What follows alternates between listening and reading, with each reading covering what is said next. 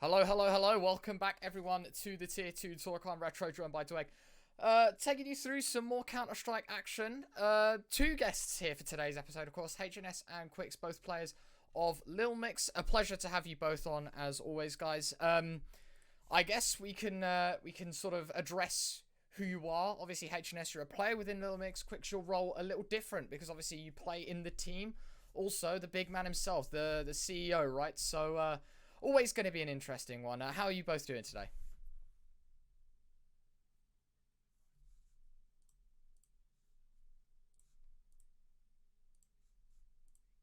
I'm fine, thanks.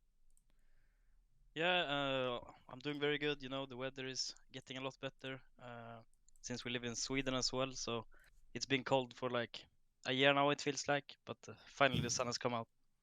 So I'm doing good. Nice, nice, nice. I think we can say the same, Dweg. You're looking a little bit red, you know. Oh, mate, don't Yeah, get us started. Got yeah. absolutely crisped on Saturday. Yeah, I'm loving the sun coming back, though. We don't get much of it in England. Yeah, we do like it. We do like it. So we'll get right into things. I guess the first topic is quite self-explanatory. We have a couple of questions prepared for you guys, and if Twitch chat wants to throw any at you guys while we run through, then obviously I'll reel them off. I think to address, as I said, the roles within Little Mix, I think the easiest question to ask, the first question to ask, is how you both got into Little Mix. Oh, should I start with that Yeah, one? go. Basically, it was back in 2018, I think it was. Me, HNS, Elo, Wolfie, and Bodenmaster just qualified for some Swedish league like Elitserien, Fragleague, and those. And we thought it was fun to start some social media things because we were like a little like mixed team. We had a lot of fun on TeamSpeak and just and after a while I thought it was so fun to like continue grinding the social media, finding sponsors and just continue with the name. So basically both are kind of the founders of it in some way. Uh, and yeah, we left our current team and started to build something in Lilmix. Yeah, like Max said, I was also one of the founders of the organization. It's been a bit of a roller coaster for me because I've been in and out like 3 times. First I played for Big Reap and then Lingby Vikings and then I'm back in Lil Mix and yeah, but now I'm here and I'm happy to be back. I mean, I'll probably touch on Ryan, just sort of saying, at least for you boys, been playing in the Tier 2 scene for years now. And I remember a time, you think back a few years ago, definitely wasn't as competitive as it is now. So with more teams, like doing really well, with more events going down, with scheduling just being bombarded every single week, what's the difference been like these days playing in such a competitive scene in comparison to what it was years ago? Oh, yeah, like you said, years ago, I could even have a secondary job. When we played in publicly, I was working in a store, sports store in Sweden. At the same time, we were like top 28 in the world with publicly. 2016 in March, I think it was. I was traveling to like Portugal, Denmark, Finland, and some lands in Sweden in the like 3 months. Uh, and it was like I could still work, so it wasn't that hard with the scheduling part. But nowadays it's even harder to get in the top 30. It's more teams, more tournaments, more scheduling problems, and yeah. So like I said, it's a bit different from what it was back in the days. Yeah, I haven't played in the tier 2 scene as long as Max have, but I do agree with that. There's a lot more teams that are way better now than it was like 2 3 years ago when we played in Vexed or something. Um, Now there's like, I don't know, at least 50 teams I can mention that are extremely good, you know. And back in the days, like only 3 years ago, you could just mention like 20 that you know, okay, these guys are really good. But now it's like easily 50 I can name off the top of my head almost. I think I don't know why, but I like it because then CS has gotten a lot bigger, you know. And there's a lot more tournaments and more money and yeah, all those kind of things. I did have a bit of a question because it's always a fun one, as you said, with the scheduling, right? When you look at the tournament invites that you get, do you care more for the events being on HLTV to help boost the number of your ranking, or do you look maybe more towards the prize pool as a factor as well? Most of the times we're looking towards the HLTV part. It's really important for us to continue getting those invites, because the tournament owners, of course, looking at the world ranking and all those kind of stuff to be able to get the invites. But yeah, if tournament have a big prize pool and doesn't have HLTV, we can still consider it. But yeah, the HLTV part is the most important for us. Yeah, I agree with Max. The only thing I'd probably chip in here is now I'm kind of thinking about orgs and the last couple of years. These days, we've got so many unorg teams, whether it be in NA, whether it be in EU. That didn't seem to be the case years ago. So I guess quix, because obviously you do like a lot of the managerial side of thing and deals and sponsorships and everything like that. Do you think there's just a trend these days that brands don't want to spend money? Or why is it that, if you know at all, that orgs are just dipping out and there's so many teams without orgs right now? I guess it's really hard to find a sponsor that wanna dip in money. Okay. I guess it's because of the content part. Even our team isn't the best on it. More tier 2, 3, even tier 4 need to continue grinding the content part and do stuff outside of the server, because most of the sponsors doesn't look on what you have achieved inside the game. Of course, that's a big part as well, but they're looking more into the numbers and what you have done content-wise. So I guess that is up to us players to actually follow. Styko is a good example. Like he's not tier 2, but he's tier 1, tier 2. He does a lot on social media, and it's really easy for those kind of works to sell those kind of thing to be able to get money. So hopefully we can start build that all the tier 2 players around the world to actually create more content and be brave and do those kind of stuff that isn't inside the server. Yeah.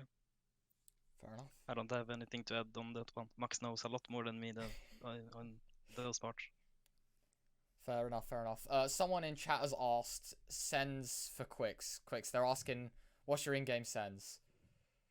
Oh, I'm the worst guy on settings ever. Like I don't How do you even not know know my your settings. sense? But I know my settings. 2.1 is the last time I checked. I don't even know what res I'm playing. I don't even know my. He's playing 10-24 stretched. I'm just jumping in and doing my thing. It's on the server, you know. I couldn't tell you. I could not tell you. I don't think I know any person in the world that does not know their in-game settings. That's I impressive. always tell someone to fix because they know my settings better than I do. So when we go to tournaments and boot camps and all those kind of stuff, I just say, "Can you just fix the PC so it doesn't lag?" Fair enough. Fair Yeah. enough. I've got another question then. In terms of maybe even scrims and officials, who would you say is the best person you've played with or against? Maybe you start on this. So yeah, the best player I've played with in a team environment is probably not individually maybe, but Bird from Sky, I think.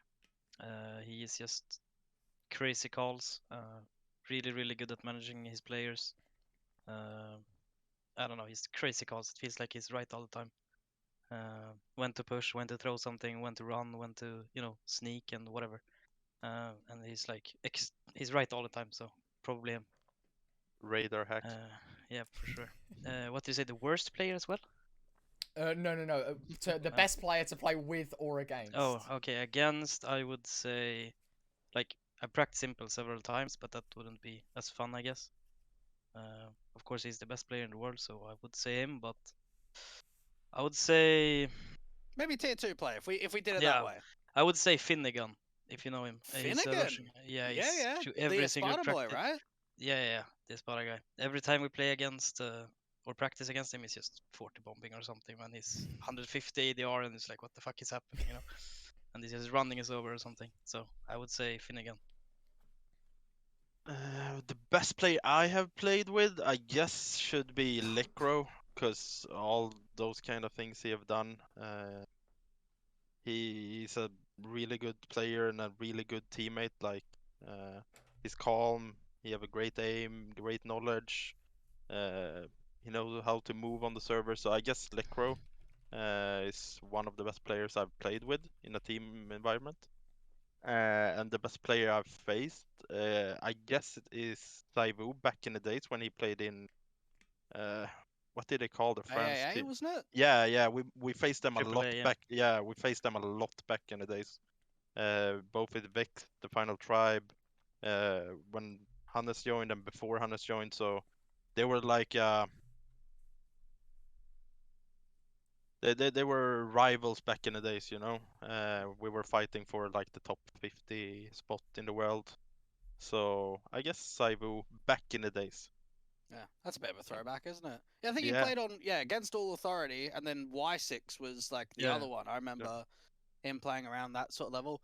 The only other thing is personal goals for this year. Whether it's you guys individually or just a team as a whole, what would be some of the goals? The goal for the team, of course, is to break into the top 50, where we should be and where we want to be. I think we have the potential to do it. And individually, I don't think I will get picked up. I'm too old and all those kind of things. But hopefully, we will be a tier 1 team back, like in a couple of years, or even some of my players should be up there fighting. So I'm just proud if anyone from the team goes to a higher team than we can achieve. That's my goal. I'd say at least I want to break top 30. I think top 50 is like, okay, that's reasonable, but I think my goal at least is top 30. All it requires is like getting far in advanced playoffs or get one invite and you go to next stage and then you're just gonna keep getting invites and it's kind of easy to get top 30. I'm not gonna lie, if you're actually getting invites, it's not that hard, you know. And being a stable top 50 team is not hard either. If you just keep getting invites, and to get the invites, you need to do good, you know. Like our last Elisa, we beat Mad Lions, and then we fucked up against some other teams. So if we just went, let's say, past that stage, we would have gotten a lot more invites, you know. So that was a big, you know, blow for us. But yeah, I know what we're capable of when we're playing our game. We have a really high ceiling, I would say, but like, also extremely low ceiling. So I would be satisfied with breaking top 30, maybe not staying there for the entire year, but at least, you know, going in there and at least be a solid top 50, 40, 30 team. That's my goal. The only thing I would probably add here is maybe you could give the viewers at home a bit of a rundown of your advanced playoff season and Elisa, because at least in Elisa, like you mentioned, you beat Mad Lions. I think you'd probably be disappointed with the Enterprise loss because they're quite inconsistent. And then in advance too, losing to Velox, that's probably a bit of a disappointing one as well. So maybe the highs and lows of playoffs for advance and Elisa might be nice to get a bit of an insight on. Yeah. Can you rephrase the question? Yeah, so just like tell me how the games went. Like what was some of the struggles? Like what went really well? Because so in Elisa and also the Velox game, so I've moved and Hype and the team have moved away from our homes, like really far away, like 5-6 hours or something. And those, I don't know why, but those weeks where Elisa and ESEA playoffs were, where we took. So first U1 Hype went home for a week, right? So we played the Velox game with legit zero practice for 1 week, and then when he came home, I took 4 days off to go home. And the game when we came home was the Enterprise game. So we kind of just, what the fuck are we doing, you know? So we just kind of just, why didn't we just take the days off right now or something, you know? So because we have been here for like 6 months and haven't been home at all, you know. So it was nice to see the family and stuff, but it was the wrong timing by far, you know. So I think if we actually, you know, just grinded those weeks instead of now, we would have been easily beating them, you know. So yeah, that's what I think The was Enterprise game was quite unlucky, I guess, on the CT side. We only took like 7 CT rounds on Ancient, and I don't think that's a good result as the Ancient map is quite CT-sided. So that side we kind of peeped up, you know. So yeah, and like Hannah said, we with all the break that we took wasn't the best timing, and now we can't really take any breaks either because we're gonna play like 18 games in 2 weeks. We need to schedule them in, so we have like 13 games in Elitserien. We have 2 BO3s in Fragleague. We have a couple of games in ESEA that needs to be played in within 2 weeks, and the regular season is ended, and then the playoffs will start, and we have a couple of games on HLTV again, and that's good for us, as the playoffs in Elitserien and Fragleague are on HLTV. Fair enough. There's an interesting question coming in from Grimmy Renard for you here, HNS. Is that obviously you were on the reality TV show GAMERZ. Yeah. Was that a good step for you in your career personally, do you think? Yeah, I would say so. I met some people that are still my best friends. Like Wolfie is probably the best friend I have, probably in esports, and I met him there, you know. Also Brollan, I keep in touch with him. We talk almost every week. You know, Elo I still talk with. Queenix was there. You know, some of the players there are, you know, still friends that I talk to today, and are really good at the game. And also, it got me a lot of, how do you say it, PR. Like almost all my followers from Twitter is from back then, you know, and stuff like that. When I stream, I still get people writing to me because of that. So, I mean, yeah, I would say it was a good step in my career. I think I did some bad choices after GAMERZ, but just the GAMERZ thing, it was extremely good for my career, I think, and for everyone. I think Brollan got picked up. I don't Gatekeepers, I think they were called, with Robin, really long time ago, and after that he got picked up by even, you know, more teams, and I think that was only because of what he did in GAMERZ. I think Brollan would be playing in Fnatic now, or NIP now as well, but it got a lot faster because of the GAMERZ show. So yeah, it was a really good step in my career. Nice. You got any more questions lined up here, Dweg, or do you want to move on? No, I'm all good at the moment. All right. If we get any more questions, maybe we can loop back. But yeah, I think we'll move on to the finished events, and you guys maybe can give some insight into this as well, right? I think we have a lot going on for the tier 2 space right now. I think obviously Dweg, we talked about it last episode in the Beyond Invitational Spring that's just finished. European Counter-Strike as a whole, we've had a couple of LANs that are finished up, online events are finishing up. We've just had Blast as well, the Spring Showdown. We can start, I guess, on a more UK level. Maybe you guys will know a couple of these teams, maybe more supposed to the fan bit and Into the Breach guys. But as you can see, another UK Grand Final. For the Lilmix guys, obviously HNS and quix. Have you had any previous experience playing against the fan bit or the Into the Breach guys? We have played Gambit, right? Yeah, the last season in ESEA Advanced playoffs, we beat them and sent them packing.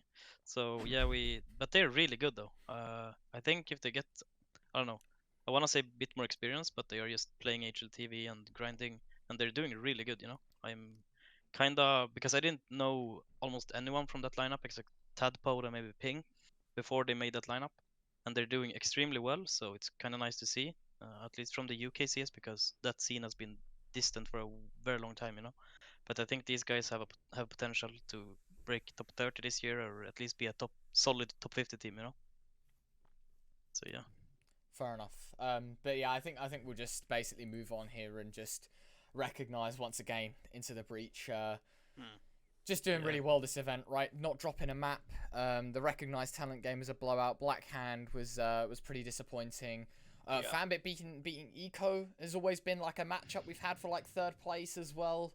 So, yeah, it's always that sort of period, isn't it? I mean, they played each other twice, I think, at I-Series, and they always play each other in these UK events, and typically they always get the upper hand. I mean, the fact that neither of these games went 3 maps is a bit disappointing because realistically, it's great to see a HLTV event like this for the UK scene Yeah. because we almost never get one. And then you're like, right, let's get the experience, and every game is just a 2-0, and just most of them are pumpers. I mean, for ITB, they didn't even get challenged in the bracket. They had a close game on Mirage in the final against Fanbet, and that was it. Even Blackhand, right, Ryan? We saw them at Epic play Dusty. Dusty smashed them. I don't know if you guys have played the Icelandic boys of Dusty at all, but they were really disappointing this event. Like, Yeah. we have played them some matches, right? well, Like they some have- practice and I think one official game, right? Yeah, probably like one maybe.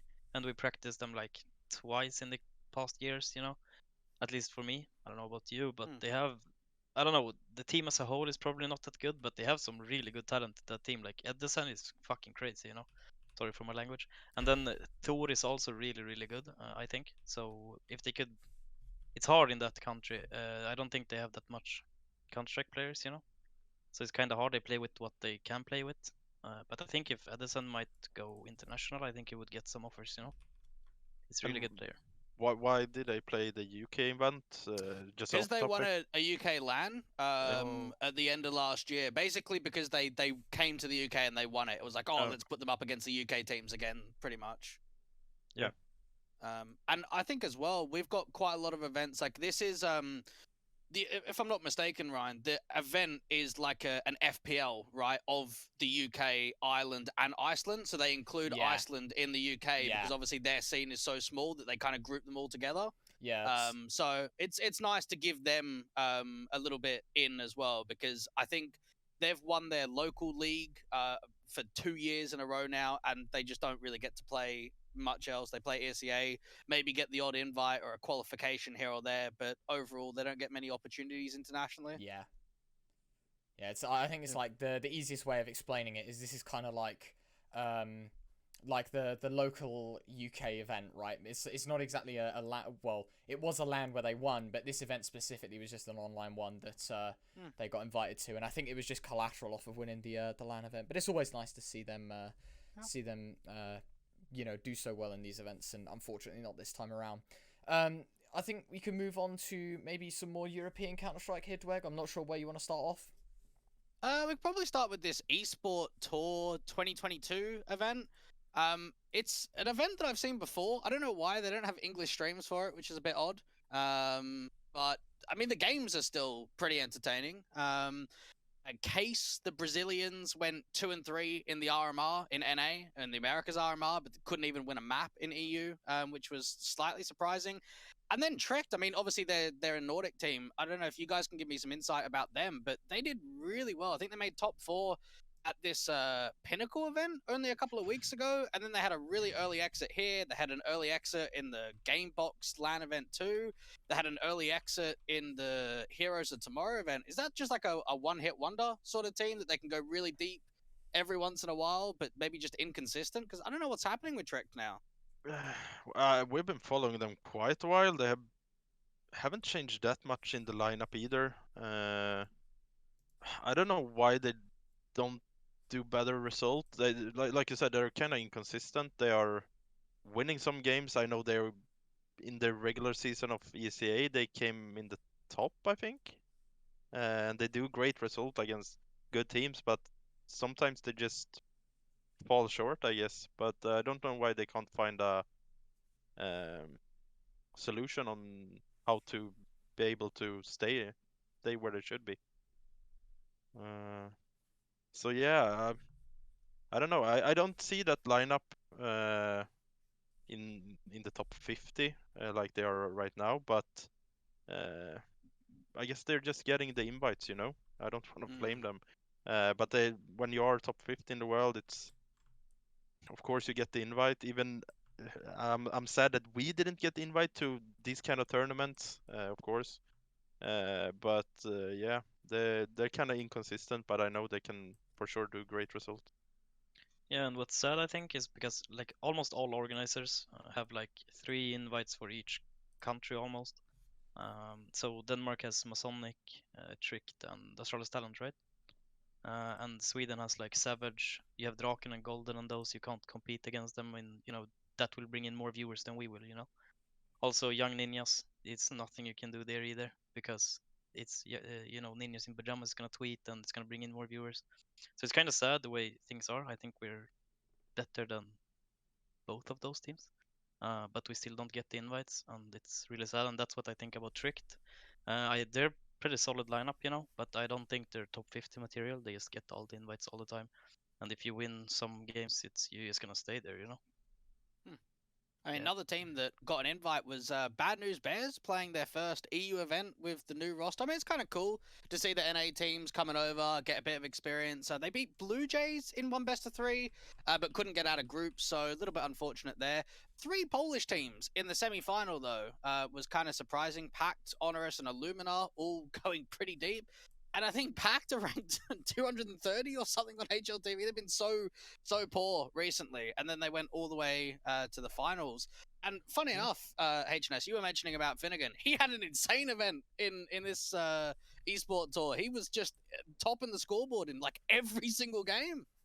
Yeah, but Finnegan is fucking crazy, man. I don't know how to explain it, man. I don't know what he's doing on the server. Like, he feels like he's trolling, because he's full rushing when you practice against him, and then he's just dropping 30, so you can't really say anything, Yeah.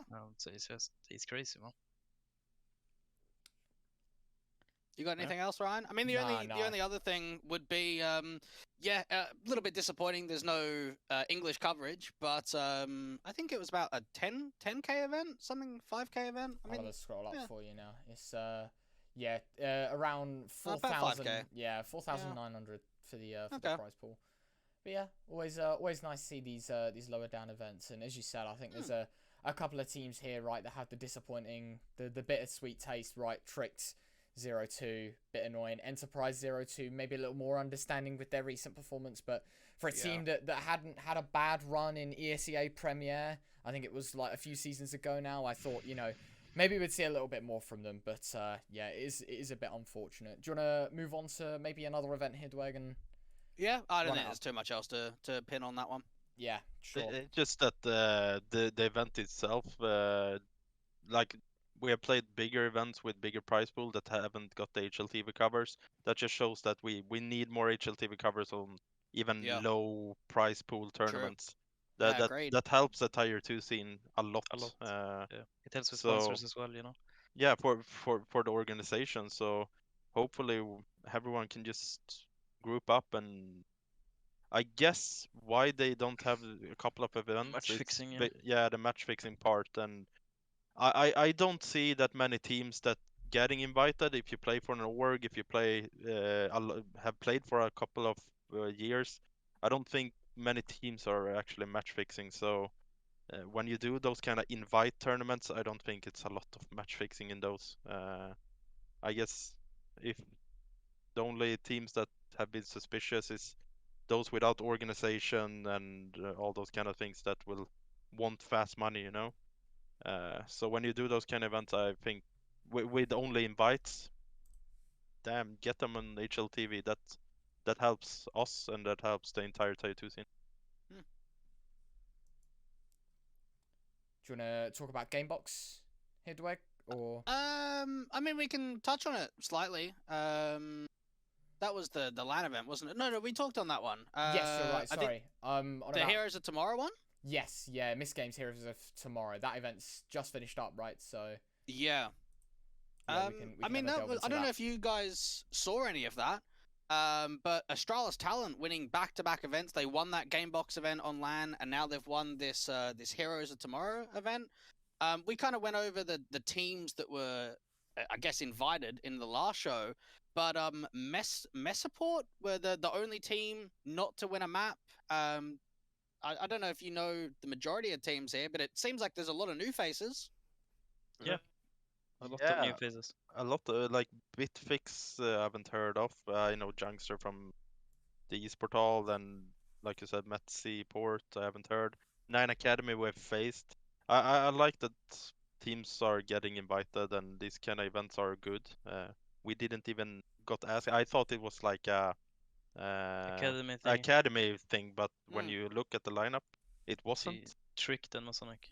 Yeah, So I thought That- it was only for the academy teams.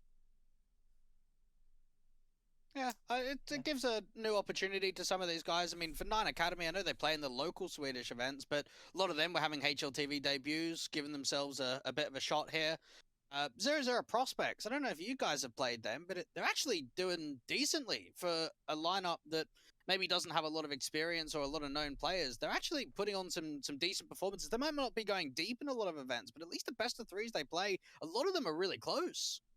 Yeah, they have Spook from Sweden. He is really talented and has been a good Swedish player for, at least you know him if you're from Sweden. He's really, really talented. I think they have a lot of individual skill in these guys, like Adex and the other guys. That's why they're, shocking people in best of threes. But I think their playstyle is not that consistent because I don't know. I feel like Adex is just running around trolling most of the time. So when they play like more structured, they're gonna just get destroyed, So I don't know if they fix that, maybe they will get a lot better. But I think at least Spook is a really, really good player.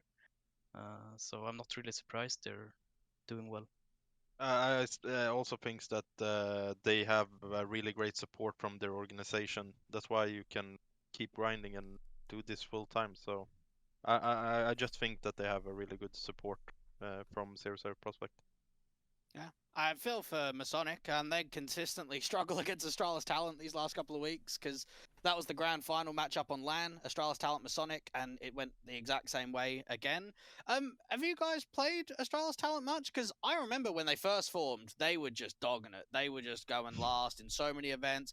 They were struggling, but these last couple of months, they've actually turned it around fairly well, and they've won a couple of events. They probably get a little bit more confidence under their belt. They're winning some prize money. They're doing all right. Yeah, and we haven't faced them that much in officials, right? We have No. practiced a couple of times, 2, 3, 4 times maybe. And like you said, they have been doing really great recently, and it's really fun to see. And I also think that they have a great support. That's why they can do the grind, and continue doing good results. Yeah, and I want to add on that, and I can't stress it enough how important it is. With the backing, they can play full time. They have bootcamp facilities whenever they want. They have, mental coaches. They have everything, you need. And it just shows how fast it goes to progress if you actually have all the parts, And also the invites. They play almost every single game they play is HLTV, and, for a new team, they would be very nervous to play on HLTV. Like look at Nine Academy, for example. They're really good players, but they probably was shaking, And if you look at Astralis Talent, every single game they play is on HLTV, and confidence is everything in this game. So if you just keep playing HLTV, after a while you won't get nervous, And I think that's why they're just succeeding all the time, They're or like progressing, because they're always playing better opponents, and they keep getting invites to like against better opponents all the time. And yeah, so they have every puzzle, every piece of the puzzle to get better. Yeah, for anyone that didn't watch the event, Cabby has been doing really well since joining Masonic. I don't know what changed. It felt like on AGF he was just putting all the shit rolls and just wasn't really doing much. But since moving over to Masonic, he's done a lot better. quix had a very good event. And I think Fessor, too, since he's joined Astralis Talent, has actually been bringing more results forward. So, yeah, those three guys did really well in this bracket. Yeah. quix has always been extremely talented. I played with him in GAMERZ, and he's a friend. So, but I guess I'm a bit biased, but he has been playing in Copenhagen Flames, and he's been playing in really good Danish teams. He's really, really talented, and I think it's sad that when he played in Copenhagen Flames and stuff like that, he had all the shit roles basically. So I think I'm not saying Masonic is a bad team, but I think quix could be playing a lot higher level than he is in Masonic. Fair enough, fair enough. We got any more topics to go over here, Dweg? I think Blast could be one of them, but obviously we can talk about the beginning of the bracket a little bit for those maybe that didn't watch the showdown. Of course, basically this is for all the teams that couldn't quite make it to the spring final. They play in basically a single elimination best of 3 bracket. The team that wins it all qualifies through to the main event, right? And so I think we can maybe talk about the storyline a little bit here. Heroic going so early, but I did want to focus on more obviously the tier 2 stuff. What feels to be Bad News Eagles. Good God, watching that game live, I felt for them. You could see the rage and emotion with these guys, right? So many close rounds. Inferno could have gone their way. Couldn't quite beat NIP. It was a close game though, and I've got to give it to them. I think heading into the major, this has got to be a definite boost for them. How close that was against NIP, surely it's an eye opener to how well they could do in the tier 1 space as well. Yeah, the game was insane. We didn't really watch it. We were me, HNS, and the caster for Lilmix, Abbas, was driving home from the esports school that we run in Sweden. So we were there, and it's like 3 hours driving.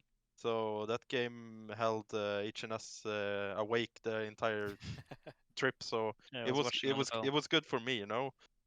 Most of the time when it's usually me driving, I drive and those others are sleeping. So it was a good trip back home because everyone was awake. So I was watching it on the phone back in the back seat, you know. Yeah, probably should have won that game, to be fair. I think they won Yeah. Mirage 16-6, and then Ancient, they're up 11-1. On the City side, they only got one more round after that, and then even on T side, Inferno, they had 12-3 half and still didn't close out. So a bit of heartbreak there for Bad News Eagles. Some of the other teams, I mean, Movistar Riders, they only put up 20 rounds against Astralis. Slightly disappointing there that they weren't able to take a map or to keep it more competitive. Copenhagen Flames won, I think, Mirage, but then map 1 and map 3 they kind of got owned on, but Ents are doing really well right now, so I don't know how you can really draw too much on that. And then NKT is like the phase of Asia, coming over here to EU and try and represent the region. They got 18 rounds against Heroic, and to be honest, that's a bit more than I thought they would get. So they did okay, and there's some very good players on that team. So if they can play in Europe a bit more, that'd be great. Because I think D13, I don't know if you've played them, but they're like the Mongolians that are playing in Turkey. It seems like quite a lot of the Asian teams are trying to at least play in Europe these days. Yeah, I think it's really good. Like basically, if you want to play Counter-Strike, you have to be based in Europe, right? So I think it's really good that they're here practicing against the best teams in the world and just getting better, you know. And I really like that they're getting a shot at these big events, you know. That there is a slot to get invited from Asia and whatever.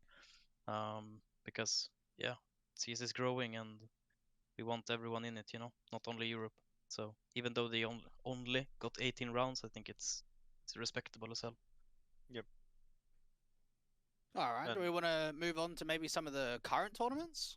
Yeah, we Yep. can have a little bit of a skip forward and we can talk about that. I think as well some of the we ongoing ones, right? The ongoing, yeah. Yeah, sorry. We can talk a little bit about those as well. There's a lot going on. I think some of this applies to you guys as well, right? Obviously with the ESEA, we can start with the Pinnacle Cup. I'm not sure if anyone watched the Isurus game. I was casting that. Honestly, one of the most painful series to watch in my life. They lost that series. They played four on short on Mirage with 20 seconds to go, and the bomb runs up Con. I was furious at them. But overall, actually, there's been a lot of surprises in this event. I think it's safe to say. Yeah. A lot of teams at the 2-0 stage you wouldn't expect to see at the 2-0 stage or even the 1-1 stage. And a couple of these teams as well in stages they should never be in to begin with. I think a perfect example of that is Skade, right, having only just beaten 4Glory, but they're currently 1-2 overall Yeah, what the hell? in the event. And for a side that should be looking so good, it has been a bit worrying. But I'll throw that up for everyone to see now. As you can see, we are still ongoing. I think this is the last round of games starting in an hour or so. So by the end of it, we should know exactly what's going on. And a couple of these teams should have qualified. Ecstatic 1-1. I think they've struggled a little bit, obviously, with the changes that they've been having. So I think we can excuse them a little bit. But Sinners currently 1-1. I think K23, it's a little understandable when you get faced off against Spirit. But I think Skade for me is the big red flag, being 1-2. Yeah, Skade is an extremely good team, you know. You kind of hate playing them because they're so good individually, you know. You like if they see you just for a little bit of a blink second, you're dead. So it's kind of hard to play against them, and I'm really surprised they're 1-2 here.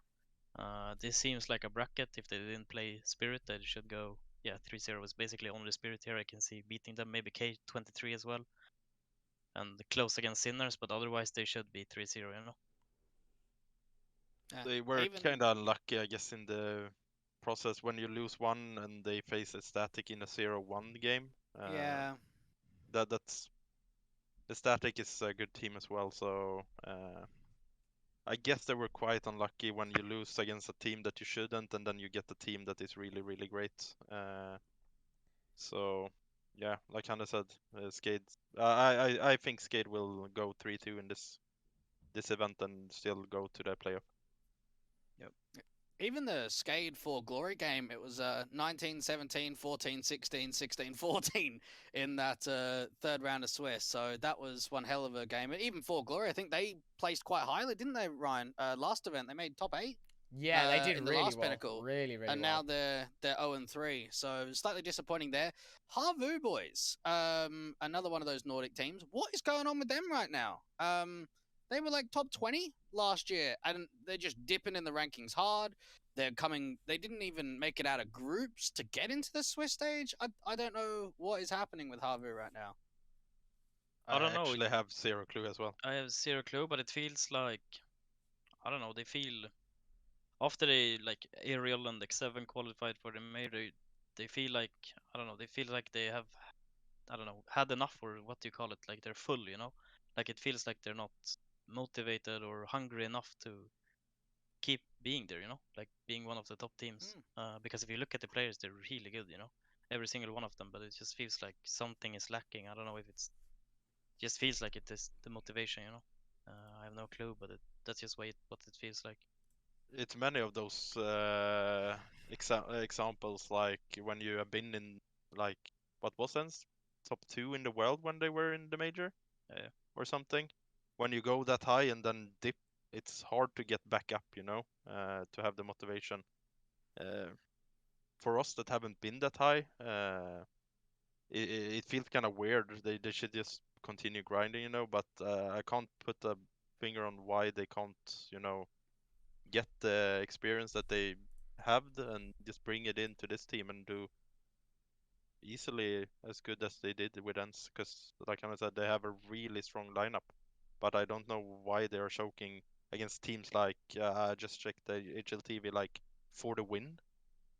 They lost on in the Dallas qualifier.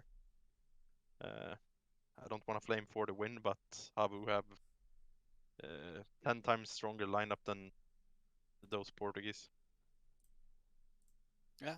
The only other team that I'd probably try and get some insight to is Finest. I think we all remember last year it was like a rotating door of roster. I think they made 32 roster changes last year, something ridiculous. They've now gone Swedish, obviously, because they picked up a couple of the guys from Savage, didn't they? Plessen and Twist went over there, and it makes sense. If you're unorgs, you got to go where the money is, and they're currently 2-0. So yeah, any thoughts? Because they're core Swedish now, aren't they? Yep. Yeah. Like, legit, I don't know what they have done to become that good, but I think Plessen is a really great player, and I guess he brings up a lot in that team. I haven't played with him. I don't know what he's doing, but it feels like everywhere Plessen go, they do good, you know? Yeah, and I feel like even Anarchist, he's extremely good individually. I think everyone knows that. Yeah. I played with him for like a month in Lyngby last year, and he was not the greatest team player, if I would say so myself. Like, let's just give an example. Like, we were starting 4B on Inferno, he would still peek down mid on Inferno, like from A, you know, and just die. And like, what? Why would you do that with 4 on B and stuff like that? And he just gave zero fucks and just played for himself, basically. But he's really, really talented, really good, and I think in this team, I think he has a lot of respect for people like Twist, Pleasant, you know, and in Lyngby we didn't really have, you know, people that have gotten extremely far, you know, at least back then, you know, we were like, the ecstatic wasn't even a thing, and Bird was not top 14, and he didn't show a lot of respect, so he just did what he wanted, and I think now with these players, I think he's playing a lot more with the team instead of for himself, and I think that helps a lot because he's such a great player, and I think That's what's the biggest change is here. Like everyone is respecting each other and everyone is just good individually. You know, if you look at this lineup, there's not a single player that's bad individually. You know, so I think they have a lot of respect for each other and they have a game plan and everyone follows it. Yeah, they 2-0'd the Ecstatic team, and I kind of want to ask about Pleasant because I'd always remembered the last couple of years he'd always be a really consistent rifler, always put good numbers up, perform well. But was it just that he was like hanging around with those Yapaleno boys for too long? Because he was a part of that like core with Freddy Frog, Relaxer, DGL, those sort of guys for so many years, and they never really did anything, did they? They made a couple of LAN events here or there, but that core of players never found success at the higher end. So do you reckon now that he's sort of gone somewhere fresh, that's at least why they're doing better? Yeah, it could be actually. Yeah, it could be. Like those Japalino guys were really good. I don't know why they didn't make it further. Like Relax and Freddy Frog are, I still think they are insane players and they can fit in any team. But maybe they should try to be separated from each other and find different teams instead of playing with each other. I don't know. I played a little bit with them, but maybe it's a bit, playing with your brother and it can be easily arguments and stuff. So I still think they can put down numbers if they play apart. Are they still playing anywhere, like even in mixes? Because I've seen them tweet for the last 5-6 months, oh, looking for a team, looking for this, and I just don't see them anywhere, Freddy Frog and Relaxer. Are they just gone? They're kind of gone. I know they talked a little bit with me. They want to try out and all those kind of things, but I think they have too high ceiling. They need salary, they need this, they need that, and can't be able to make the grind, without salary for, a half year before you maybe get salary in this game. So I think, I'm not sure, but I think they have a little bit too high ceiling to get into the scene again, to be able to make it when you don't have salary, you need to put down hours of not getting paid. That's the hard part with playing computer game as a living. Sometimes you're not paid to do it, and you need to work your ass off to get paid. So yeah, fair enough. You want to move on to IEM Dallas then, and we can go on then. I think it's on now, isn't it? Yeah, so we have a couple of games, I do believe, ongoing. Copenhagen Flames versus Entropic is currently ongoing, and then EC Kiev versus Fnatic is currently ongoing. So this is, of course, to qualify for the Dallas main event. It was that we were going to have outsiders playing, but we don't know what's happened with their invite or what on earth happened there. I think visa issue because they can't get to America. Okay, there we go then. Yeah. So we have ourselves a bracket that looks pretty interesting. Some very, very stacked teams. Already some games going on. Have you guys watched any of the games from this so far, or? Yeah, I haven't. I want to say like like the past 2 weeks or something, I've been so impressed by EC Kiev, Like everything that's going on, they haven't even played for like a month or something, and they just come back and win everything, Like they just win this qualifier to get to the closed qualifier, like just destroying everyone, and they're not even playing Counter-Strike because of what's going on, Yeah. So I just want to say I'm so impressed by them, and they're all really good guys. I met them when we played in Israel. I met these guys, and they're super kind, and I wish the best for them, and I'm super happy that they're playing so well. So it's really nice to see, and even now they're up against Fnatic. They might even beat them, So it's possible. I mean, their game against Copenhagen Flames, they nearly 2-0'd them. Should have won that. Yeah, they should have won the ancient game. I saw the game and I was like, they threw it, and it happens, Yeah. But still, Copenhagen Flames is not a joke. They're extremely good team, and they should have won the game. So it's really fun to see. Movistar Riders. I don't know what's going on with these guys. They did really well at IM Full, the RMR and LAN, but recently, like obviously at Pro League, they went 5-0. Like they go 5-0 there, but then obviously they didn't qualify to the RMR, so we didn't get to see them qualify for the major. But some of the other events that we've seen for them outside of Pro League and that RMR at Full has been really disappointing. Early exit in Blast. getting absolutely pumped on by Mouse. Apeks and Big, jeez, Apeks got destroyed. I didn't even realize how one-sided that was. And then even Entropic just pumped fnatic, and Entropic's been really shaky recently. They've been super inconsistent. So the fact that they 16-7, 16-6 fnatic might boost some confidence. Yeah. And yeah, go. No, I was just gonna say about that Fnatic Entropic game. The Ancient was just so inconsistent from the Fnatic guys, right? 6 rounds on the T side of Ancient, and I think what you said earlier, Quix, was perfect, right? Is that you were in the lead 9-6 or something at the half, and it still wasn't enough. This is exactly what's happening here, and Fnatic have just been, I don't know, I wouldn't say smoooya was the reason why they're doing so badly now, but ever since they've benched smoooya, it just seems to be the curse, right? Is that now they just can't find the full 5. I think with the whole movement from Academy, and then obviously with the introduction of Poison as well, it's taken time to build up this roster. And I'm hoping they do improve, because I think Fnatic is a team that deserves to be up there. That, you know, the name alone holds really good value, and we should keep them around in Counter-Strike. But with the performances they've had currently, it has been pretty terrible. Yeah, I guess it's the same there with the motivation part, you know. I guess they are lacking motivation because they have been the best team in the world, and now they need to fight themselves up again, and they're getting big paycheck and don't want to put down the time, you know. That's what I think.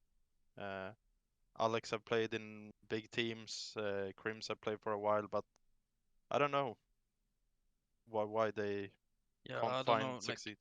Like the smoooya thing, I do agree that he should have been kicked, because he's extremely good, you know, like he's very, very good, but he has some serious mental issues, you know, like he's just toxic, just annoying and stuff like that. I never heard anyone say anything good about him, and you know, so it's kind of sad, because I think he can be easily in the top 3 team, like for years to come, because he has the individual skill, you know. I don't know what's going on or why he's acting the way he is, but he has to stop doing it. I don't know how or whatever, but from what I've heard, like there's no one who wants to play with him. And I think maybe smoooya wasn't the only issue with the mental stuff in the Fnatic. I've also heard Alex has a lot of, you know, tilting, just going quiet or something like that, and stuff like that. So maybe that's what's happening, because I can't imagine like Alex is happy bringing up a academy player, because he's been like, you know, if you've been on the upper side of Counter-Strike, you're never gonna be happy to bring in someone you don't even know, you know. And I think that's his like killing his motivation, and I think he's just being tilted all the time. Can Pepsor be the difference? I mean, Pepsor is a really good player, and I think, yeah, I think he could be the difference. Like if, yeah, I think it's a too big step for Pepsor still. I think they should have waited maybe a year or two, so we can get that experience and whatever. But I think like if they brought in someone like, I don't know, let's say Brolan even stayed playing, I think they would be an extreme, like way better team than they are right now. Not because Brolan is 10 times better than Pepsor, just because the mentality is in the team, you know. Bring in JKS, maybe kept Yeah, Roll on. for sure. Yeah. They have the They money for sure to have the make anything. players. They had Then they have the players. You know? Yeah. So I don't know. yeah, I don't know why it's happening. And like Hannah said, I still think Pepsor is a great player, but it's the step between tier 2, 3 and just jump into tier 1. I think it's not many players that will handle those situations, you know. You need to grind. I even think like back when Japaleno was playing, you know, with Galaxy Racer. Yeah. I even think that maybe bring in those with like Relaxa and Freddy Frog, Pleasant, those kind of players have grinded tier 2 for so long time. They would have done even better in the tier 1 scene because they are I agree. more ready for it. Yeah, even Rust in Game Legion, I think Yeah. all those players are ready, you know. And I think it's kind of sad that, you know, like let's take Rusty for example. He has played like 1,000 games on HLTV, right? And he's always been good. He's always been consistent. So why does someone like, I don't want to bash on anyone, like Pepsor get a chance instead of Rusty? And that's why I don't really like the Academy leagues thingies. Of course I like them, but for someone that is yeah, let's say Rusty or Relax or Freddy Frog, for example, they've always been good. They've always put up numbers, you know. They've always been consistent, but they never get the chance because they have this, like at least for now and the past year, they have these academy leagues, you know. So getting in is like you have to be in the academy team, otherwise you're fucked basically, you know. And I don't know. Even in NIP when they brought in LNZ and they brought in ZTR, you know, they're good players. They're really good players. But like, why don't they bring in Rusty? You know, like why not? Do you wanna lose or what's happening? You know, I don't know. So I feel it. I don't know. I feel like it's kind of the same in Fnatic that I don't know. Too big for Pepsi, and I think they would have been a 10 times better team if they just didn't do it. And it's many more examples of that, like many more players that they should have brought in instead of an academy player. We can like name maybe 10, 15 of them, but they never get the chance, and it's a lot of, you know, friendship and all those kind of things. Many are not friends with that, and don't want to pick up that guy.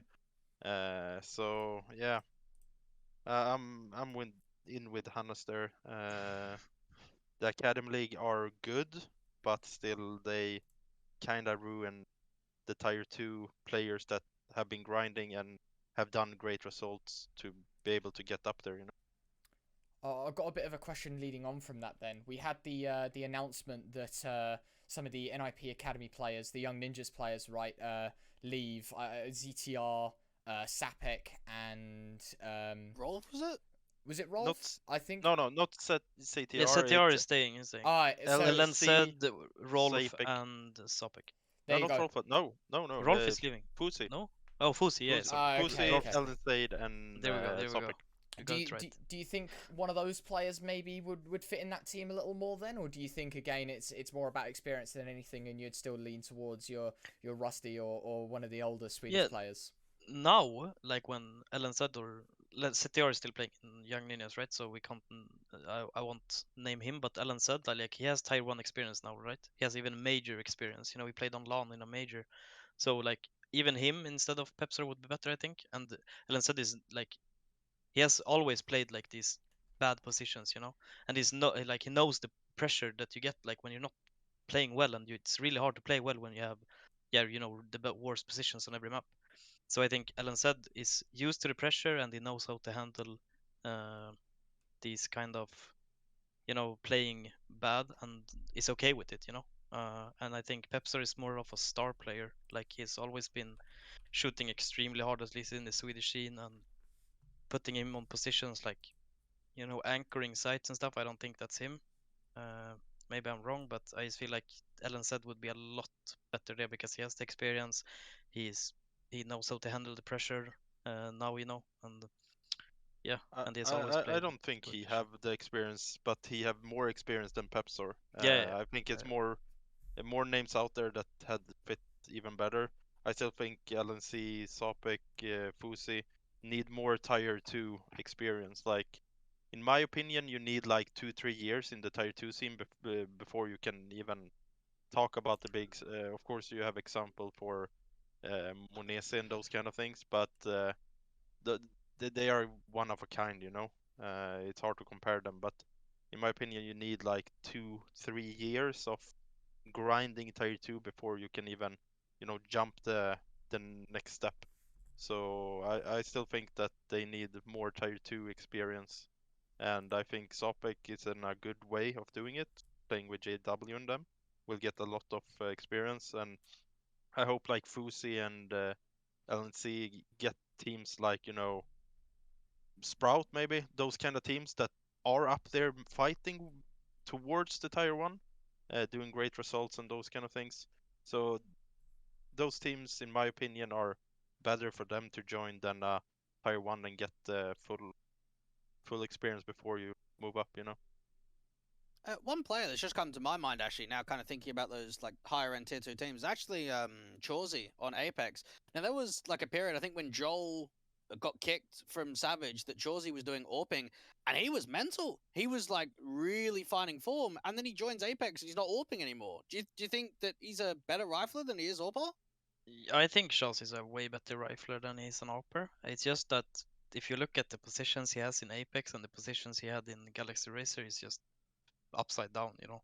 Like they're not giving him, I don't know, even the chance to play well. You know, like before he played like Yard on Nuke, now he plays A site. Like, you know, you're not gonna 30 bomb on A site.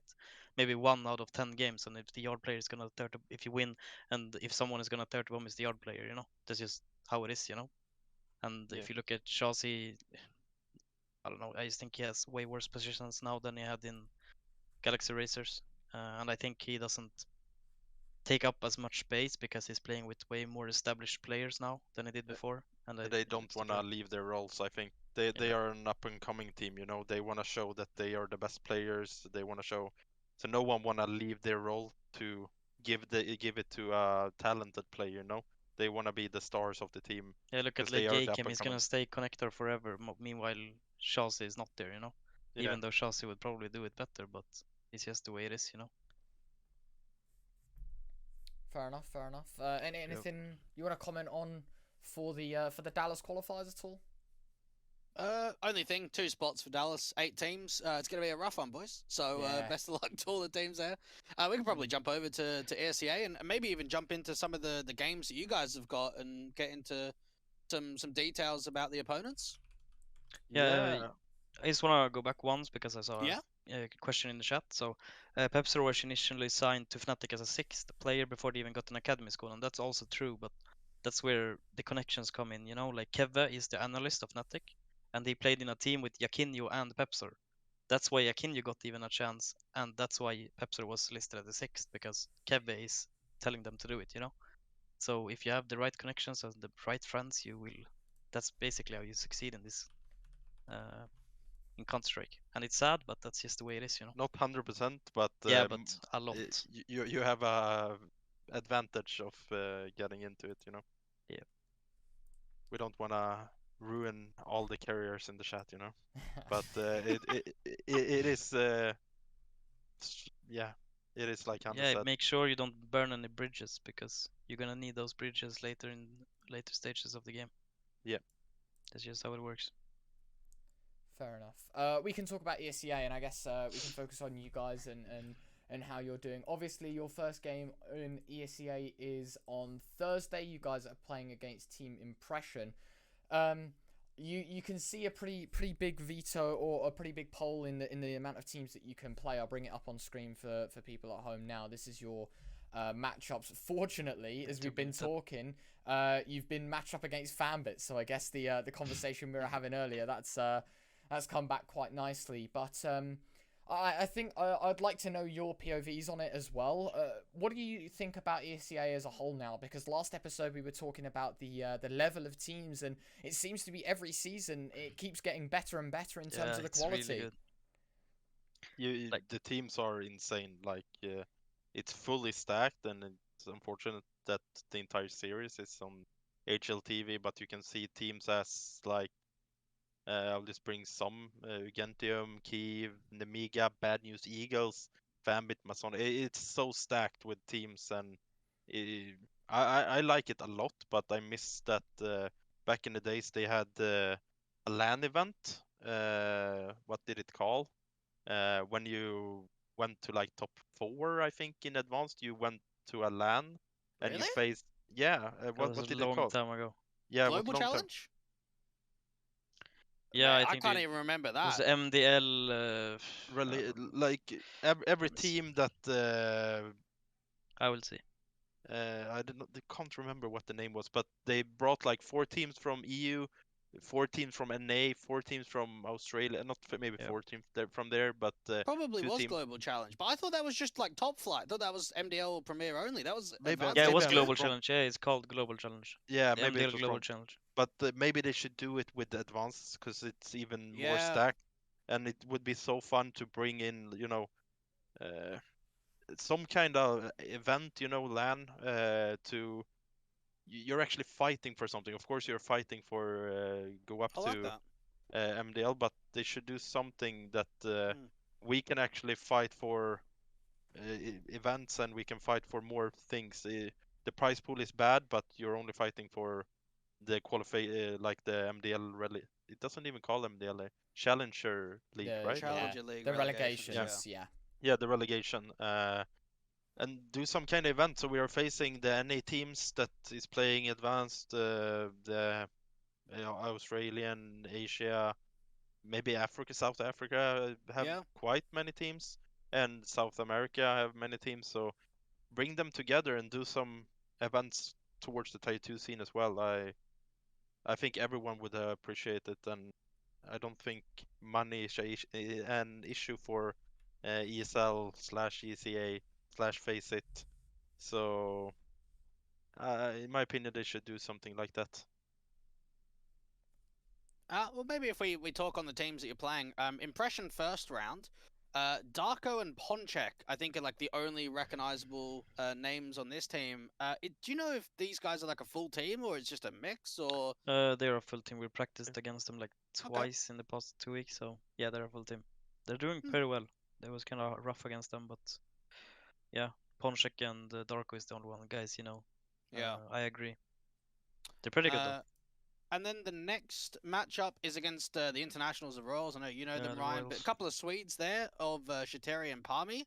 Yeah. Yeah, any thoughts on those two guys? Because, I mean, Palmy's been on HLTV quite a lot in mixes, but never really with full lineups. Yeah, so Palmy is also like the Swedish anarchist, I guess you could say. He is really, really good individual, but you just can't play in a team with him, you know. It's just impossible, from what I've heard and from what I've seen. So I don't know, that's why you see him in mixes putting up, you know, huge numbers, because he is a really, really talented player, you know. But still, he has to work on how to play in a team. It's just impossible to play with someone like that. What other teams are there? I mean, are there any teams here that look like threats? I mean, obviously Fanbit went very deep in the last relegations, and then this team Fleet, which is like Snacks, Kai, Yeah. Marcos, Kyler. There's some like really big names in that team. The old Monkey Yeah. Sports guys, right? So. Yeah, they're pretty good, but I think Eklot actually is a contender here. Yeah, Yeah, I think I they're know that playing Daitor guy is pretty good. Yeah, they've been playing really, really well. They're putting up like, you know, really big numbers against way better teams than they should be. And we played them in practice as well. They're playing really well, and I think they're gonna like be a surprise for everyone this year. I think they're gonna break top 50 and stuff like that for sure. Okay. Yep. And I think And I the guess only they other have team the is... they Yeah, have go on, the go. sup- they have the support, like we talked on before. They have the support to do it, so that's why they are continue getting better. And I think the same with Fanbit. They don't have the org. If they just get an org and can do this full time, I think they will continue being better and better. Do you think there's like, I know you mentioned some of the favorites that you think are going to make it, but we always see that there are some really good teams that don't even make top 24. So are there any like good teams you look at and think best of ones, they might not even make it into playoffs, or is all the favorites just going to make it? Yeah, I think the league is so stacked right now that it's gonna be hard with, you know, like a dark horse to win it, the entire thing. I'm pretty sure it's just gonna be like, you know, what you expect gonna win is gonna win, you know. Yeah. That's what I think at least. Yeah, for sure. So good teams. I still think it will be some wild cards. I think I can put a finger on 18 teams that will be in the top 24, but I still think a few wild cards will still be out there fighting for the playoffs. Yeah. Okay. Fair enough. I respect it. Yeah, I don't think there's too much else to add there. Ryan, you got anything? No, I was just gonna ask one thing, but I seem to have forgotten it now. So that's always a fun one. But yeah, I think going down the route of this whole ESEA season, there is a lot of good talent, right, and a lot of good teams. Yeah. It is just yeah. Here we go. The questions come back to me now. When playing ESEA, obviously, I think you get 8 weeks, right, to play your 14 games or something like that. Do you ever wish that the schedule was a little bit better to play all of the 14 games in a shorter period of time and then get more time for playoffs? Or do you like where it stands currently with less time for the BO3s? I actually like ESA how they do it. They make the schedule so you can actually play other tournaments as well. So I actually like how they are putting the schedule. We can just talk with the team and schedule the game whenever we want. Like now we have we're gonna talk about the Elitserien and Fragleague. I saw in the Yep. questions, but we have until Sunday to play all the Fragleague games, so we still have 2 BO3s, so we need to squeeze them in this week. Elitserien, we have 12 more BO1s that we need to squeeze in between until 12th of May or 11th of May. So it's like 1.5 week left to squeeze them in. So if ESEA would be not having this kind of scheduling part, we would be fucked. And so I actually like how they do it. It's the best tournament scheduling wise to. I agree.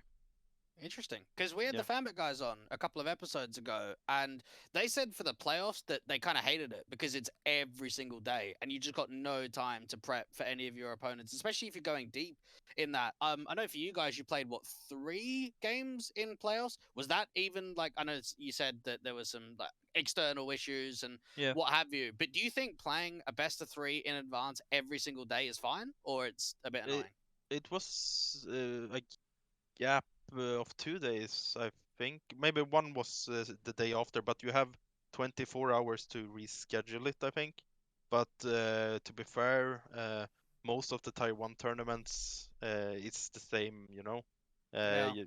You and it would if it would be a LAN event, it's the same, you know.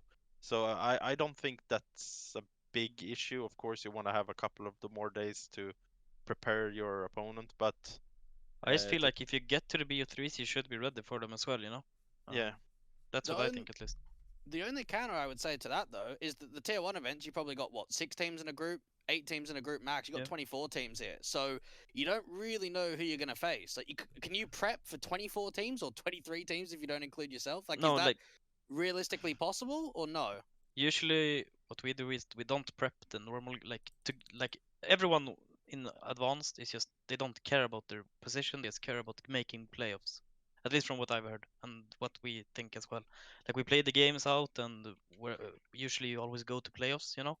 And then after that you can prep for whatever you're facing. You don't need more than like one night with everyone of 4 hours to watch them demos to prepare for them. At least what I think. You don't need like a week to prepare for a team. Then that's just I then you don't do know. something wrong.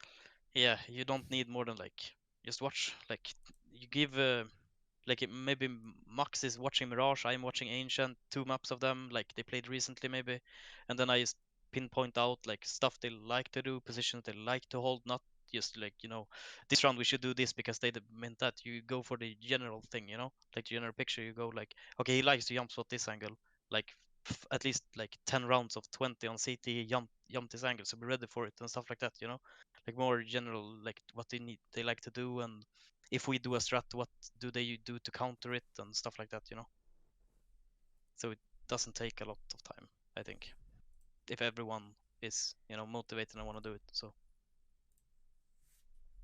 yeah. Fair enough. But maybe everyone doesn't have full time as we do. I Yeah, hope for sure. everyone in advance have full time, but I don't think that's the case. I think many are playing, maybe have a part-time job or something like that. But we are sitting on this chair 14 hours a day and playing PC games, you know. So we at least we have the time, so that might be an issue. All right, Yeah. all right. Want to wrap that up, Ryan? Yeah, we can talk about maybe Fragleague Season 8 if you want to have Yeah, a little go on then. dabble on that now. I haven't really been keeping up to date with it too much, but I mean, again, I think it's a league that's been going on for quite some time now, right? Fragleague had events in 2018. I think I remember seeing some Fragleague events, right? I'll double check that, and I think even you guys were around from the beginning of Fragleague, so Yeah. that's yeah, I think it is 2018, right, that they started. I've just double checked, so yeah. And Obviously I think they have 2 seasons every year. I think it yes, is. yeah, by the looks of things, yeah. Spring, autumn, and I think they're doing good. Like I like the Fragleague as well. It's not Elitserien. You can compare those two. Elitserien is BO1 games. You face the opponent twice each season. So it's 26 games instead of Fragleague, that is a group of 6, I think. Five? Five Five. people in Five. the groups. Yeah. And you're playing one BO3 against all the teams, so it's 4 BO3s. And I like that kind of concept instead of playing 26 game for a season, you know. It's hard to schedule them, it's hard to find time to play them and all those kind of things. So I actually like how Fragleague have done their league, and playoffs is always on HLTV. That's also a good thing. So we need to play 4 BO3s outside of HLTV to get into HLTV. So that's a league we will always prioritize. Yeah, I agree. Top heavy prize pool too. Like only Yeah. top 3 get money Yeah. out of 8 teams. Any surprises there, or is that always how it's been? It's They always have been like all that, I been think. that, yeah. Fair enough. okay. Fair enough. The only thing go that on. I would add to this is if we compare it to the Elite Season event, you've got what, 4 Swedish teams, 3 Finnish teams, 2 Danish teams, and a Norwegian team. Now the best team right now in your group is Kappa Bar. We've known some of these guys for a little bit, and I know that they play in the other league as well. So what are they like? They're good. They're doing really Yeah, good. they're really impressive actually. Yeah. They've been playing really well. I think Kappa is a team you should look out for and follow, because I think they're gonna, like as soon as they get invites, they're gonna, I don't know, shock a lot of people. Yeah. They're playing really well. They deserve some kind of invite tournaments. They're doing really great, and I know that they are putting down the time as well. So hopefully more Tie 2 tournaments will come, and maybe invite them to, well, what did we say before? Hero of Yeah, the what MistGames was the name? Heroes of Tomorrow. Yeah. Yeah, Kappa Bar should have got invite to maybe that event, and I Yeah. think they could have been at least top 2. Top, Really? yeah, Yeah, for sure. for Okay. sure. All right. They're Maybe we'll keep they're an eye actually on these really good. guys. Yeah, they're actually really good, and I like playing them. They play They good have- Counter-Strike. You know? Yeah, they're playing really structure. Sometimes it's really easy to read them, but if they find a solution to in between, you know, structure and individual Individual, contract, contract, I actually think they can be really good. There's no LAN for this, or there is, or it's just online. Not Fragleague Fragleague. is just online. Okay. Well, we'll probably see some of the games on HLTV, like you mentioned, Yeah. for playoffs.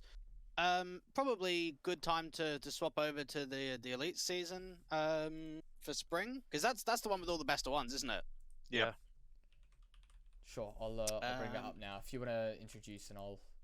Yeah. search. I mean, the one that comes to my mind straight away is JW's team, the Hellslayers that people know from HLTV, 16-2. Is that surprising at all that they're just like pumping teams here?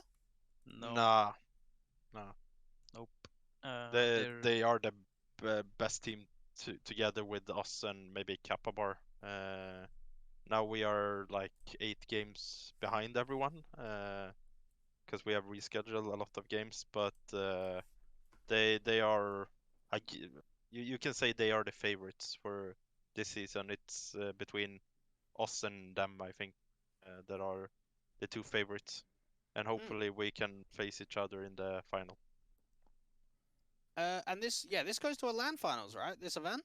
Yeah. Yeah. It in is. That's pretty Stockholm. cool. Yeah. Okay. So, and they have always had LAN finals except COVID time. when it was COVID time. Then Yeah. everything was online. But and we have always played this. I think it's the same. They started it 2018. Yeah. They started at the Uh, same time as Fragleague. Yeah, and Same we year have, at least. yeah, same year. And we have played all the season, and we have been in all the playoffs. So Lilmix is a Veteran name team. that, yeah, we are a veteran team in this league. And maybe if we touch on some of the teams, I mean, X Gamer, there was a period of time where they were getting some HLTV games. It's been a little while since then. Lemon Dogs as well. I remember like Moddy and Schneider playing there for a little bit, but now that seems like a bit of a newer sort of lineup. So is there any teams here that maybe the average EU viewer doesn't know of that maybe should? I would say Kappa Bar still. Like, I don't think Yeah. everyone or a lot of people knows of Kappa Bar, and I think they should because they are really talented, and I think when they get a chance to show it, they will. And if you look advanced last season, they played really well and was like one game away from playoffs, and they lost to like K23 16-13 or something. Tough game. Yeah. So I mean, they're putting up some really good numbers, and I think And maybe Young Ninjas as well. Yeah, for sure. At least this season, because this season they're still playing with LNC, LNC, and them. ZTR. Oh, okay. They haven't changed to the newer guys. Yeah, No. so they will continue this season playing with them, and I think they won't have any structure. They will just run around and hopefully have a really good game. So it will be hard to face them as well. I think they will play without any pressure. They will play without anything.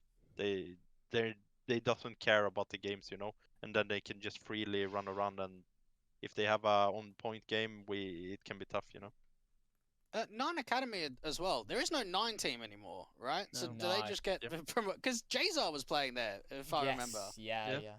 They had a was. team. I think they just disbanded, right? The team just went their own ways or Yeah. something like that. And yeah, I think Nine Academy was introduced while they had like the main team, right? But I guess Yeah, okay. the whole point of this is like a youth team, I guess. So Yeah. they won't go moving them up to the main name just yet. Because I do know a couple of these the Nine Academy players from quite some time ago. So it's always nice to see them. But yeah, I must admit, looking at this event as a whole, I feel like the Swedish scene here, actually there's a lot of teams lower down the order that are getting their opportunity, right? Is this event on HLTV for the playoffs, the LAN event? There you go then. So it's even better, right, for the teams that that can make it to the LAN finals, which is the top 6. So and no Savage or Gamer Legion here? no, they don't. I think they don't accept it because the season are too long. It's like 3-4 Right. months with so many games. Yeah. That's why I don't think they're and it's so big different between the good teams and the bad teams. Like before the season even started, everyone pinpointed who will be the top 6 because it's so big difference between the teams. So it's not that enjoyable for the viewers and for us that is playing that are top 6 at the moment. I think the top 6 right now will be the top 6 if I'm correct, and everyone knew it. So the games, when we are facing, let's say, a team in the bottom, it's just like a run over 16-4. So it's not that good of so many good games of how many games is it that they're viewing? It's a Tuesday, Wednesday, and Thursday. They're streaming it, and yeah, you can point out a couple of good games. When we're facing Kappa Bar, when we're facing Gaming Boutique, and we're facing them, then it's fun for the viewers. But when it's too from the bottom, I don't think many people really enjoy watching it.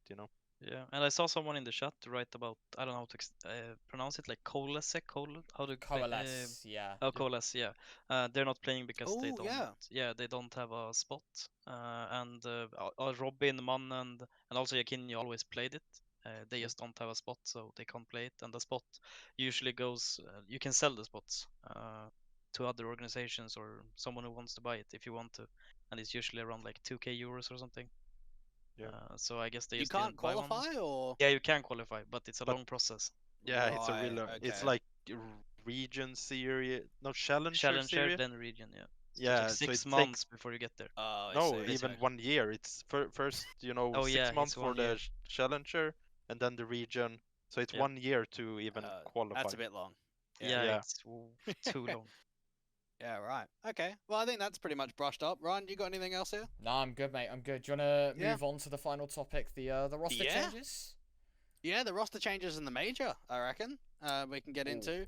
In terms of the major, I was doing my research here, boys. The last time we saw a tier 2 Swedish team qualify for the major was back in DreamHack Winter 2014 when Flipside Tactics came through the last call qualifier with Twist, Berg, Zendi, Benji, and Dumas. So I ask you, when are we going to see a tier 2 Swedish team make the major if it's been 8 years since the last time? I actually think. Or who will it be, at least, if we go down that route? Lilmix 100%. Nah, but pff, I don't know. It's rough in the Swedish scene, you know. Now we have Finest, that is a Swedish team, but we don't have the organizations to do it, you know. I still think that Lilmix is the fourth biggest Counter-Strike organization in Sweden, and we are just started, you know. And that just shows that we don't have that many organizations that can support the teams, you know. We have Godsent, we have NIP, and we have Alliance, that is Swedish organizations that is bigger than us. But Godsent doesn't have a Swedish team; they have a Brazilian team. NIP is a Swedish team and have a Swedish team, and Alliance doesn't aim for Counter-Strike, so we don't really have the support from the organization and companies in Sweden. You can just take Denmark for an example. They have a lot more tier 2 orgs to be able to make it. Poland have a lot of more tier 2 orgs to actually be able to make it, and it feels like all the now even Norway is competing with Sweden when Sweden was the biggest country back in 2014, you know, with esport and all those kind of things. So hopefully, maybe in a year or two, we will see a team, and I don't know, maybe if Finest continue grinding, they are a Swedish core. If they continue doing the result they do, I think they can maybe be the contender of getting into at least an RMR event and maybe get a spot. I don't know about you, Anas. Do you reckon they've got a better chance than Gamer Legion? Yeah, I maybe think so, Gamer at Legion least as for well. now. Yeah, I don't know. Yeah, I think Finest have. They just need to find the last piece, you know, to be able to break into the tier 1 scene. It's a few pieces missing, but they are so good. Like legit, they are so good. All right. Sweet. Well, then I But think Gamer Ryan, Legion, of course. yeah. sure. I mean, they were at the RMR, but we didn't get to see a massive amount from them. I think they went 0-3, so Yeah. slightly disappointing there. But maybe next time, try and get into the RMR.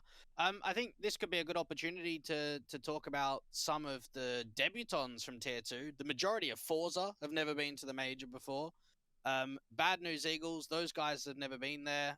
Amor and Xflound from Eternal Fire, they'll be debuting. IHC, have you pracked the Mongolians, the first Mongolian team to ever make the major? Because I know they're in Europe now. No, we haven't, right? I don't think we have. No. But No. some of the teams that you mentioned, like Bad News Bears, it just shows that it's easier from the NA part. In Pinnacle Cup that we were talking about before, they are 0-3 with a minus of 57 rounds. They were facing Gamer Legion, Wisla Krakow, Eklot. That just I think shows that's the other one. That's the NA. This is the Albanians that qualified. Because you got Bad News Eagles and Bad News Bears. I thought you saw Bad News Bears. Pretty similar name. Yeah. But yeah, Bad News Eagles. I think they can shock people. They have a fun play style and they are playing with the confidence in everything they do. They have the mentality to do it. So I actually hope they will do really great. Legit. That just motivate even more tier 2 teams. If they can make it, we can make it, you know. So I'm just happy, and same with Force. I think they've been doing great for at least a year. They won a couple of tier 2 tournaments, you know, the Spring Sweet Spring with like a $40,000 prize pool. But they are also struggling in ESEA Advanced. That just Yeah, shows they how had a bit of a shocker, didn't they? Yeah, it just shows that tier 2 scene in Europe at least are so stacked. Everyone can beat each other. Yeah. I think the only other one is like Farfan and Crimbo getting a shot. Like I know that they've been on big for a little bit, but still Crimbo hasn't been there that long. And they're going to be debuting. So yeah, quite a few tier 2 representatives at the major. We'll see if they can do any damage. We can probably get over to the roster changes now, Ryan, unless you got anything else in the major. No, all good for that. I'm all I can say is I'm very excited to watch it. That's my comment on Yes, it. it starts soon, doesn't it? Next 9th week, of May? right? Yeah, it's very Next close week. now. Very, very close. So we're getting there. But yeah. We can have a look into the roster changes. Did want to talk about this one a little bit because there's some points to be made outside of just the roster being picked up. But Sampi with their new roster basically now looking like competition to Sinners, right? To be the number one Czech team or the local number one, right? So that's always a fun one to see, and obviously Guardian being back as well is something I think that everyone will be happy to see. Such a legend to Counter-Strike coming back. Yep. What I did want to talk about though is that the Republic rules, and I did actually have to read up on this, and we got help from a good friend of mine, Loxar. In fact, because of the Sampi roster before this one qualified for Republic, one of the rules is I think you have to be represented by an organization or something when you start the event. They actually could be at risk of losing their slots in the closed qualifier stage and given to someone else. So I think there's some light and some dark, right? Because the Sampi team obviously did very well to qualify through the main stage of that and get themselves to the closed qualifier, which by the way has some very stacked teams in it already.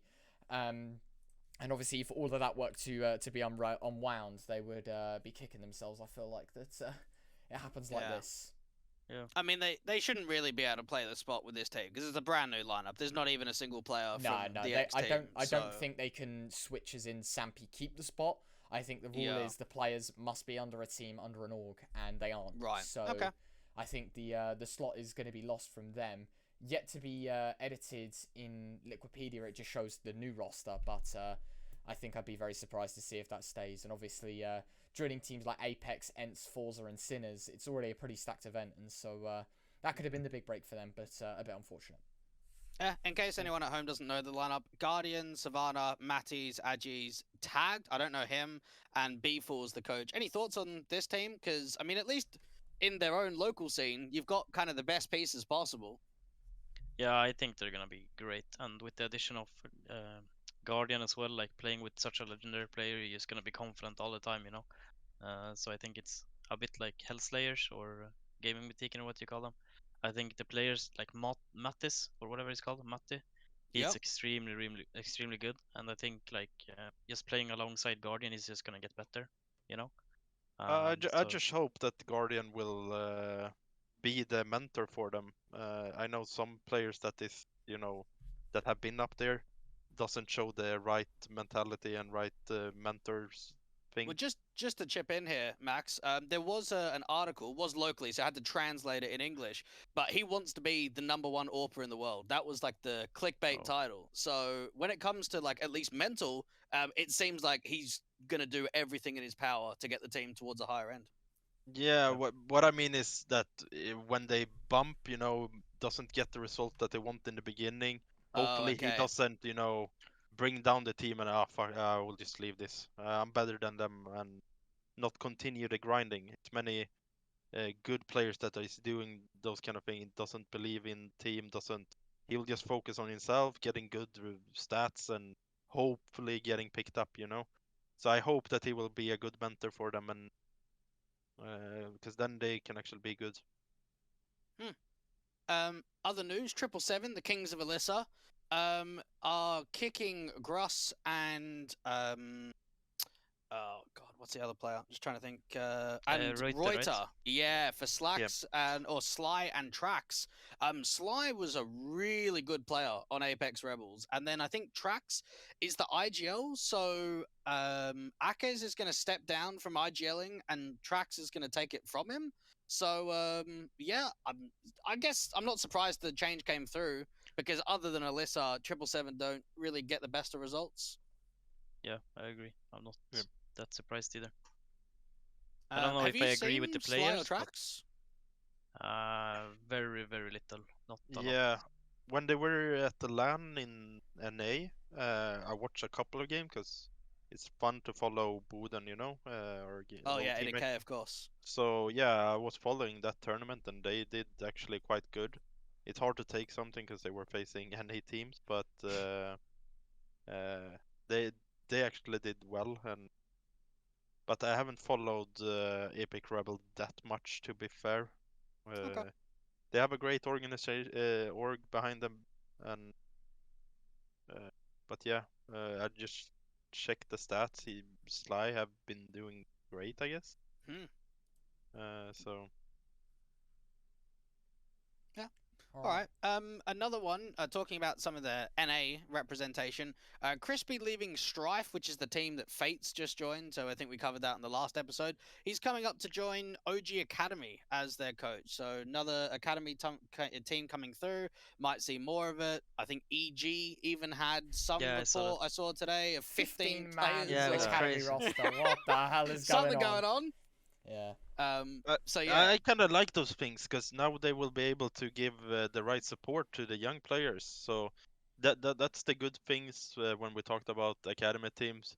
Now they will be able to fulfill their dreams and be able to have the right opportunity to do it. But still, if they start to pick up players too early, I think they are destroying their careers instead of helping them. A couple of other changes. NAVI pick up a female Polish team and call themselves the NAVI Javelins. I know that they played a couple of grand finals of the women's cash cups that are being displayed on HLTV, so getting some more prize money, getting some more exposure in that sort of department, and maybe we'll get to see some more female leagues, because realistically there used to be a few back in the day, but we don't really see many these days. And if big orgs start putting some money forward and start picking up some female teams, we might see more representation. It feels like, Max, a lot of the time you've been talking about support and trying to help out some of these teams. Wolsung, the Latvians, announced that they're going full time with their lineup. So that's Keen, who played on NASA, Displex, MSN, Shield. I think is a pretty capable AWPer from what I've seen in the past. So more representation from Latvia going full time. Yeah, I really like. That's good. Yeah, I really like it, and I also like the thing about the NAVI picking up the NAVI Javelins, or what they're called, because NAVI is such an respected org, and I think what they do, others will follow, if you know what I mean. Yeah. And because they picked up a team, like a female team, I think other orgs are gonna follow that example. Yeah. And I think that's extremely good, just for the for the entire ecosystem of Counter-Strike. Just having more girls playing it. So yeah, I really like it.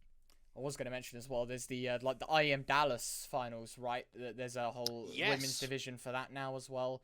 I think I remember seeing the tweet about it ESL made at the beginning of this year. There's 3 LAN events, if I'm not mistaken, for the women's division. Right. And I think the way it works is like the cash cups means something in terms of, I don't particularly know too much. I'll have to do my research, but I think the cash cups are your way in. The people that do well in those repeatedly get invited to the qualifiers, and then the qualifiers obviously lead to the main event. And we just had the finals of that overall. So yeah, I think I'm excited. I think it's very interesting. I don't get the hate. Fuck the people that gave the hate, I guess, for the 100k. Cringe. Yeah, it's not ideal. And for those that obviously say like, the women's CS is going to be worse or whatever, like it's this year for Counter-Strike, ESL have put millions into the prize pool this year for the men's division anyway, and it's always nice to see the women's division come out right. And I think, as you said, I really like it. The whole ecosystem now being that we have orgs, we have names, we have people actually getting picked up. I think a bit unfortunate for Giuliano, who's now playing, obviously. Exactly. They had to move over, didn't they? They went to Valorant. To Valorant for the Game Changers. I think this was a game changer. Excuse the pun. Just too late. Yeah, for the 100k a year, but yeah, just too late, which is unfortunate. But at least now it exists, right? And there's a more sustainable ecosystem for women's CS, and so I'm excited for this one. A couple of other things. I think we mentioned Metis port a couple of times. There's been a few changes there, Dweg. Yeah, Zevez joining them as head coach. He's been an ex-pro. He's been doing coaching for a couple of teams, so he's an experienced guy and knows his way about the higher end of the scene. So that could be really good for a young Norwegian team to get someone with that sort of experience, because I think we're seeing a resurgence with the Norwegians. We had the LGB, something like that, London Conspiracy back in the day. But now we're getting 777, we're getting the Apeks Rebels, we're getting some more teams from Norway doing well. So would be great to see what they can do. Modi replacing Ave as coach of Astralis Talent. He's another Swede. What's the deal with Modi right now? Because I know that he's done some coaching, he's done a lot of playing. Do you know much about Modi? I'm gonna be honest and say I had no idea he was actually like wanted to coach or anything like that. I like Modi. I think he had a great career, but I had no idea he was coming back or doing anything in Counter-Strike actually. So I had it's just zero clue as well. Like I it's thought he positive was news, I would totally gone for 1.5 year before, like you mentioned, he played in Lemon Dogs for just, That's right. I guess, yeah. just for fun, you know, to keep grinding some games. But I had zero clue that he even wanted to be in the scene still. J&T bench from Sharks, the Brazilian team, after playing with them for about 4.5 years. So a bit heartbreaking for him. I think he's the IGL, or was the IGL at least. And then the only other one, Control. I think they play in advanced. Serini joined them. I know that D joined that team as well. The Romanians that are part Serbian as well. I don't know if you've ever played that team. yeah, we have. Practice. Yeah, we have. Yeah. And I guess they're pretty decent. Like they're not bad, they're not good. It's just another Europe team that is Okay. decent, you know. I think that pretty much brushes all the changes over, Ryan. Is there any viewer questions that we've had, or? No, I haven't really spotted too many. There was a couple of Okay. HNS stands in the chat. Oh. Yeah, but yeah. Other than that, I think that's about it. Yeah, I don't think there's any more questions. Have you guys got anything to say? No, I just want to say thanks for inviting us. It's been a blast, and yeah, that's it for me. Yeah, thanks a lot. Like we love doing those kind of things, and it's good for the Tier 2 teams that Tier 2 scene that we are talking about. Like you said in the beginning, that we are not only talking about the Tier 1 scene. We have a really big and strong Tier 2 scene as well, and we should talk more about it and continue building it together, you know. Yeah, I think the message goes out to some of the teams as well. Do the content now, because I don't think the Tier 2 scene's been as strong as it is today. So this is the right moment for the unorged teams. Maybe the teams that are looking to go somewhere else, like pump the content out, try and build a brand, because you couldn't have asked for a better time. There's a lot of events on right now, a lot of HLTV games that are being run. So this is the perfect opportunity for the players. Yeah. Sweet. Yeah. Well, thank you both very much for joining us. That's the end of it. Make sure to drop us a follow here on Twitch to check us out. Make sure, of course, to follow the lads at Lilmix. The Twitters have been flashing throughout the stream, so you can go and follow those guys as well. But yeah, that's it for us. Thank you, lads, for joining me, and until next time, see you guys later. Next time. Bye See you bye. guys. Bye bye. See ya.